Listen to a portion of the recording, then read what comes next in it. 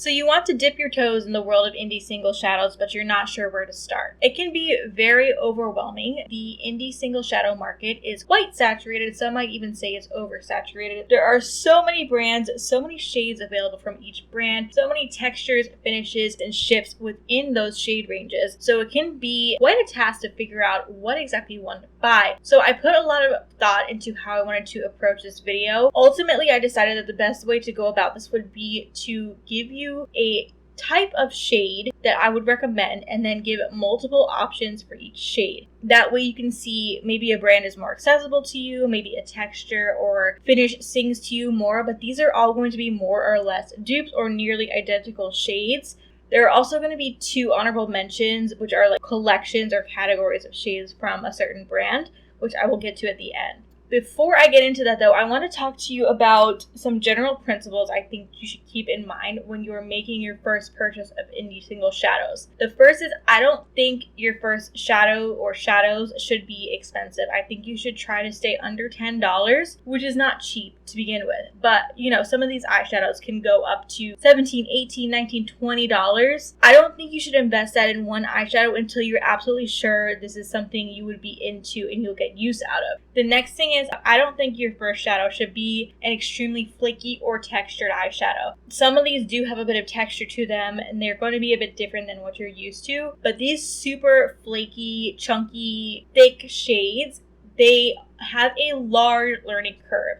And I think the best way to go about it is to pick something up that is somewhat akin to a type of eyeshadow you're used to, but has that little extra something that really sets indie shadows apart. The other thing I want to point out is that these eyeshadows can be very addictive. It is very much a rabbit hole and it's easy to fall down. So once you pick an eyeshadow up, you're probably going to want to pick up more and more, and sometimes it can get out of hand. So just keep that in mind. So if you haven't already watched my video about blue-brown eyeshadows, I would recommend that you watch that first because I really think those are a great place to start. It is the most recent video that I uploaded before this, and I will also link it in the description of this video. But consider that one of these categories before I get into the rest. The first type of eyeshadow I recommend is this peach gold green shifting shade. I have 3 options which are essentially dupes and then one which is a little bit different from Clionadh, but I'll get more into that as I go over them. So I think this is a good one to check out because it is very easy to use. You can use it as an inner corner, brow bone highlight, topper shade, or even just like an all over the lid situation. So it's very versatile, also very approachable. These all have a bit of texture to them, but they're not so textured that you need to use like a tacky base or amend your technique to apply it. So this first one is Sour Spanks from Devinah. It feels soft to the touch and it is pretty sparkly and reflective. I would say it has like a medium small particle size, going to look identical to the next 2 in practice and application. Here is Meteorite from Terra. It has that same peach gold green shift. It is ever so slightly more smooth, not quite as sparkly, but has more of that like sheeny finish. That is the only difference I can detect. Here's Reserve 2 from Shine by SD. This is probably the most piecey and sparkly of all. Shine by SD has a bit of a drier formula, but it still can be applied without a tacky base. This is Sunbeam from Clionadh Cosmetics. This was recently reformulated and it is the most juicy, slick, dimensional eyeshadow. This is my favorite out of the 4, but just note that the base is more pink on this one, so it's not gonna have that same peachy reflect. It does have that gold to green shift though. Okay, here are all 4. Again, my intention with formatting it this way is to give you multiple options where you can purchase essentially the same eyeshadow. That way you're not limited geographically or by your own preferences, etc. Okay, this next type is a tan base with a pink to gold to green shifts. This is kind of neutral adjacent, so it's good if you are not really comfortable with colors, but you can also pair it with colors too. This also makes a great one and done look. Here's Tucana from Devinah. This one has the most prominent gold shift. The other 2 are more like orangey gold. And this is also the lightest of the 3. It doesn't have too much of a base, but you're going to get the same effect with all 3 of them. This is pretty sparkly and dimensional, and it is a bit gritty feeling, but it still picks up easily with a finger or a brush. Blaze from Clionadh has a bit more warmth coming through with those shifts. It's not quite as light or bright as Tucana. This feels a bit thicker too, which I think does lend it to be a little bit more user-friendly, easier to manipulate and shear out. So I think if you were concerned about some of these more textured shades, this would be the one I would pick out of the three in this category. Here is Super-Duper from Glamshop, which is a Polish brand. This is identical to Blaze in tone, but it's a bit more PC and high impact. Conversely, I do think it's less user friendly, so I would only recommend this if you are comfortable with more textured shades. Okay, and just for reference, here are the three shades I just swatched in order of their appearance. Like I said, these are all going to be pretty much identical in practice. It's just whatever's most accessible and appealing to you. If I had to pick a favorite out of these three, it would probably be Tucana from Devinah. Next category is a greenish gold with a warm, almost reddish neutral base. There is a bit of variation between these options, but overall they're going to have the same effect. I will describe a bit more how each one differs though. Celesta from Devinah has a reddish warm base and it feels like it has the most vibrant, like saturated gold out of all these options. Shifts to green and teal. This has that more like coarse PC texture similar to Tucana. Corrosion from Clionadh has a lighter base, but it's still in that warm neutral realm. It shifts from a less saturated gold to green to teal, and it has a ton of different flecks of sparkle in it, like silver and a few different other colors, so it gives you that very dimensional look on the eyes. This is my most worn and top recommendation out of any of these golds. Here is Hot Spice Cider from Terra. This is definitely the most user-friendly option out of any of these golds. It applies so smooth and evenly pigmented. I would recommend this if you are concerned about the more textured shades. Here's Illusion from Shine by Essie. This is one of their duochromes and it's the most inexpensive option out of I think any of these that I'm going to show you today.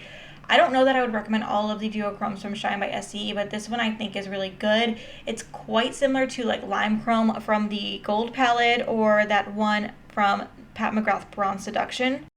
Here they are all together. Like I said, there is a bit more variation than we've seen in the other categories, but ultimately they are all golds that shift to like green and teal, and they have that warm neutral-ish base.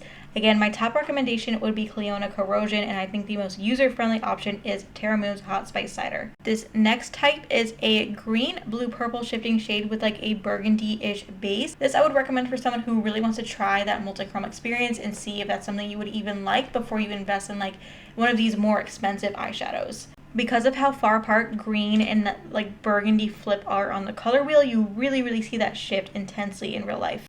Asteria from Devinah has that similar, like kind of coarse, slightly gritty texture as some of the shades I showed you earlier. It still is, you can easily manipulate it with your finger or a brush, but you definitely do notice that texture.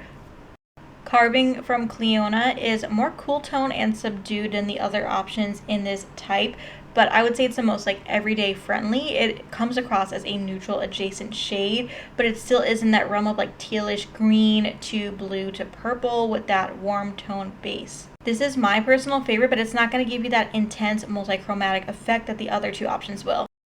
Here's Zig Zag from Glamshop. This one is the most high impact, shifty, and reflective. If you are not living in the EU, just know that the shipping can be quite expensive. Like I think it's to the US, it's like $30 or $40. So just be aware of that. But I know some of my audience is in the EU, so this is an option that you can access. Here they are all together, and to reiterate, I would recommend Carving for someone who wants a more like everyday, friendly, approachable type of shade, and Asteria and Zig Zag are going to give you essentially the same effect on the eyes. They're going to have that really intense like multichromatic, duochromatic flip in any lighting. Like you're not going to have to put a ring light on the side of your head to be able to see that shift. Okay, this category is for color lovers. These are blues or teals that have pink to gold shifts in them. There is a little bit of variation in this category, so like I did with the golds, I will go into a little bit more detail when I describe each one. These two from Terra I have swatched together, Star Sign and Calypso. I absolutely don't think you need both. Just pick if you like something that's a bit lighter and warmer tone, go with Star Sign. Deeper and cooler tone, go with Calypso. I personally use Star Sign a little bit more just because I am very fair. These are very sparkly, but not a super large particle size. I think they are pretty user-friendly in the realm of indie shadows. Teal from Glamshop has a teal base, not fully opaque, and then it has those sparkles that shift from pink to gold. This is one of the eyeshadows that really got me more comfortable using colors because it has an approachable aspect to it in that the base is not so opaque. You can layer it, kind of use it as a topper, but it still has that color. Texture is very similar to the two I just showed you from Terra Moons.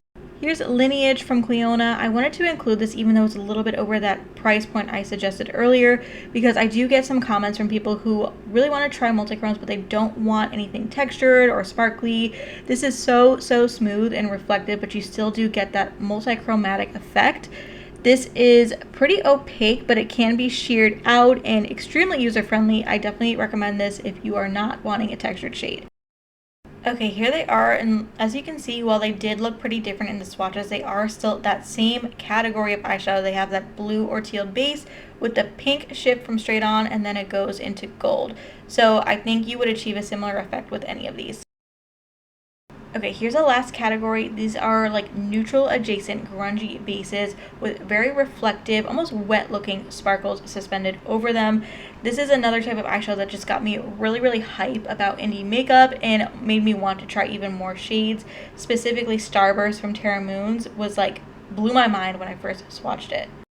Here's Vector from Glamshop. This has a mauve base and then the sparkles reflect like a desaturated aqua into a teal, and then it goes back into that base color. This has a medium particle size and it's pretty sparkly.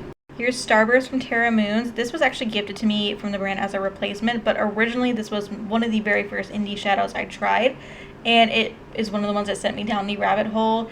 It is so intensely like wet looking and reflective. It's more so than Vector in my opinion, but the texture is definitely similar. Rosette from Terra Moons is like a more toned down, slightly grungier version of Starburst in my opinion. The particle size is not as large, but it still does have that very sparkly effect. It's more user friendly and not quite as like high impact as Starburst. Okay, Chandelier. This may seem like kind of an outlier here, but you'll see what I mean when I do the swatches side by side. It does have that similar like vibe and effect. This is definitely my most used. It has like a mustardy base, but still that wet looking reflect to it, that same intense, sheeny, sparkly finish. So I think it does belong with these others. Here they are all together, and see what I mean about Chandelier. While the base is not that like mauve color, you do kind of see it in the shift, so there is that same presence there. I honestly don't think you can go wrong with any of these, but I don't think you need all of them. I think just whichever swatch like spoke to you most would be the one I would recommend. Okay, and here are two honorable mentions. These are like categories within two different brands that I would recommend for if you're looking for a specific thing, which I'll get more into as I go over each category. I won't spend too much time because I have videos where I'm like in-depth swatching all of these. I will link those below. Okay, if you are a frequent watcher of my channel, I know you're probably screaming at the screen right now, like, we get it, you like these eyeshadows, you don't need to talk about it in every single video, but like, I do need to talk about it in this video because I mean, come on, I have to. So these are the like really sparkly shimmers from Terra Moons. These don't have any shift to them, so I'd recommend this to someone who isn't sure about like the whole duochrome multichrome thing, but just wants something to like level up their eyeshadow. These are so foiled, so reflective, so sparkly, and I wouldn't say they're super like difficult to use. I would say they still are relatively user friendly. Like you can use a regular brush, you can use your finger, you don't need to use a tacky base. They have enough like binder or whatever causes them to adhere to your eyelid. I don't think you can go wrong with any of these. If you're not sure which color to go with, rubidium is probably the most fail-safe option. It's like a very true neutral. Pastel multichromes from Clionadh are probably the most user-friendly type of multichrome eyeshadow in my collection. They're so smooth and silky and easy to work with, but they still give you that very like shifty effect. So I think if you want a multichrome but you don't want to deal with like a learning curve or anything, I would highly recommend these. My favorite out of these is Cathedral. I also really like Turret, but it's like a little bit more expensive than the other ones. I don't know why. So I would say go with one of the ones that are at that $10 price point. They're all super pretty. I wouldn't call them pastels. They're more like kind of grungy muted tones, but just beautiful effect on the eyes. So that's about all I've got for today. So let us know in the comments if you think I missed anything, if there are any from brands that I didn't mention, because I don't have too many brands in my collection, believe it or not.